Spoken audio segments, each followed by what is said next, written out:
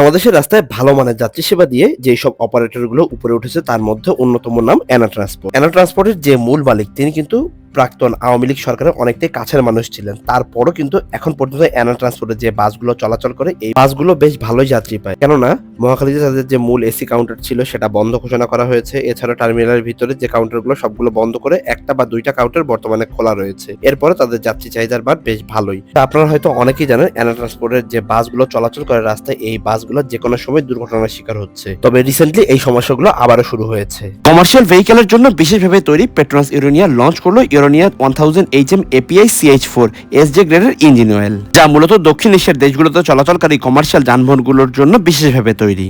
এর উন্নত টেকনোলজি নিশ্চিত করে আরো অধিক পারফরমেন্স ও ইঞ্জিনের সর্বোচ্চ সুরক্ষা।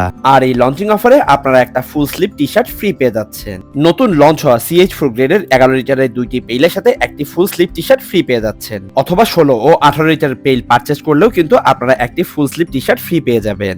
এছাড়াও ইউরেনিয়া 3000 এর পেইলের সাথেও কিন্তু থাকছে একই অফার।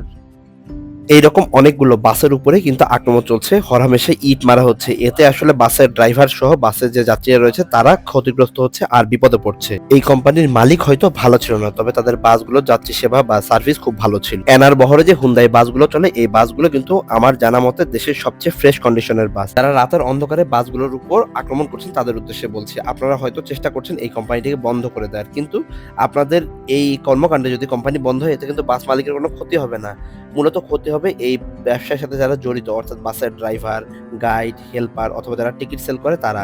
এনার বহরে যদি 100 গাড়ি থেকে থাকে তাও 6 থেকে 700 মানুষ কিন্তু বেকার হয়ে পড়বে। বাসের মালিককে নিয়ে আমার কোনো মাথা ব্যথা নেই, আমার মাথা ব্যথা যারা সাধারণ যাত্রী রয়েছে আর যারা এই পেশার সাথে জড়িত। সাধারণ যাত্রীদের কথা মাথায় রেখে হলো এরকম কর্মকাণ্ডগুলো না করাই উচিত, আমার কাছে পার্সোনালি এটাই মনে হয়। কেননা একজন যাত্রী টাকা দিয়ে টিকিট কেটে বাসে ওঠে, কিন্তু যদি তিনি মাথা ফেটে গেল বা হাত ভেঙে গেল এরকম একটা দুর্ঘটনার শিকার হয়, এতে কিন্তু ওই যাত্রীরই ক্ষতি। এই ক্ষেত্রে কিন্তু সরকার বা বাসের মালিক কারোই ক্ষতি না।